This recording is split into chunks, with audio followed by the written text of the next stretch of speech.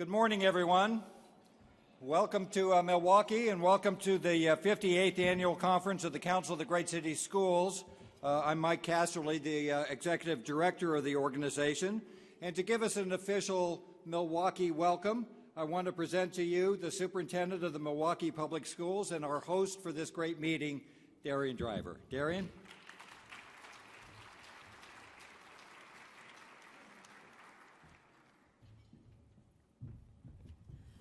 Well, good morning. How are we feeling today?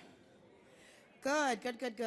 On behalf of the Board of School Directors and the Milwaukee Public Schools District, it really is my pleasure and my honor to welcome all of you to the 58th Annual Conference of the Council of the Great City Schools and, of course, to our fair city, Milwaukee. According to the Wisconsin Historical Society, Milwaukee was the site of an Indian village, the exact spot of which is believed to be right outside of where we are today at Wisconsin Avenue and 5th Street. The word Milwaukee is a Native American word, one that the Potawatomi Nation uses that means the council gathering place by the water. And so it's very fitting to welcome you to the council's gathering place by the water this year.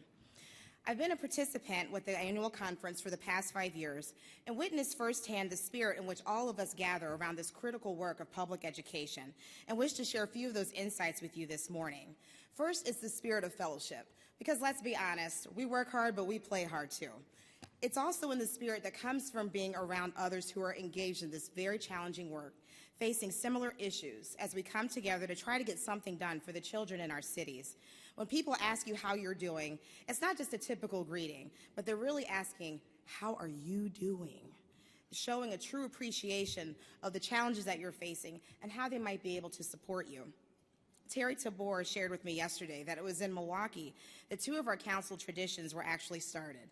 First, the annual Rib Fest, which is hosted by James Bray, and it's actually taking place tomorrow, and I believe that we're having shuttle buses that are actually going to be running people to the Pfister Hotel so you can participate, and we'll also have wheelbarrows for you once it's over.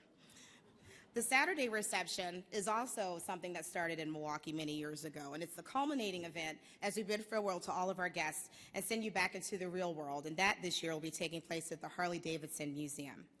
Next is the spirit of advocacy, and 58 years really speaks to me in that it's 2 years after the Brown decision and 8 years before the Civil Rights Act. The challenges of those times were significant, and there's still themes that resonate with us today, as education is the new civil right. We must continue to advocate for our nation's most vulnerable populations and be the leaders, the voices, and the advocates for the underserved.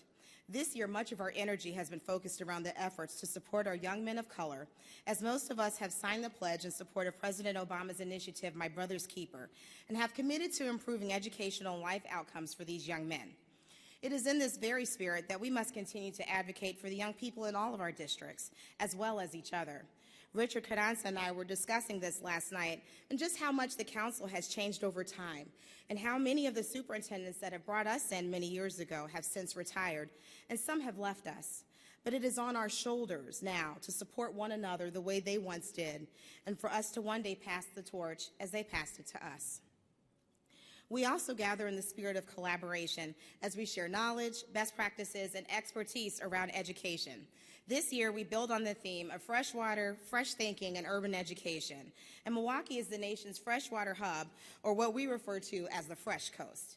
And here's a small example of what's happening in MPS as we speak. First, our employee wellness initiative that's focused on emotional, professional, and physical well-being of all of our employees, that's led by Karen Jackson, our Human Capital Officer. Our community eligibility program that's providing free meals for all students regardless of income, led by Michelle Nate, our Chief Operating Officer. The overhaul of our existing payroll system and redesign of our budget process as we move towards the implementation of a biennial budget, led by Gerald Pace, our Chief Financial Officer. I heard a little rumbling there.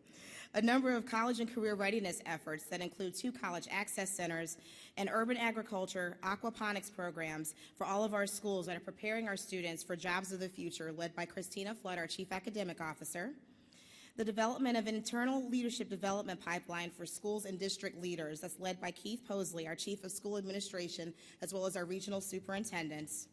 and our work around innovation, including personalized learning initiatives, systems thinking in schools, and organizational development that's led by Ruth Magley, our Chief Innovation Officer.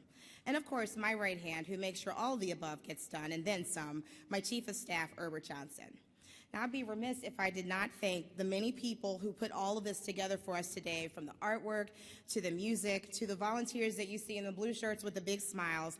And all of that work has been led by Ann Terrell, who's been coordinating this and really been a driving force since the beginning over a year ago. And I don't know if Ann's here or she's on her walkie-talkie running around, but I definitely, if you see Ann Terrell, give her a big hug, as she's worked very hard to pull this together today.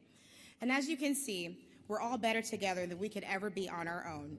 It's the spirit of fellowship, advocacy, and collaboration that we gather this week. To Mike Casserly and the team from the Council of the Great City Schools, we thank you so much for this opportunity to host, and we encourage all of you to engage in the learning, meet with colleagues, and enjoy yourself during your time in Milwaukee. Thank you.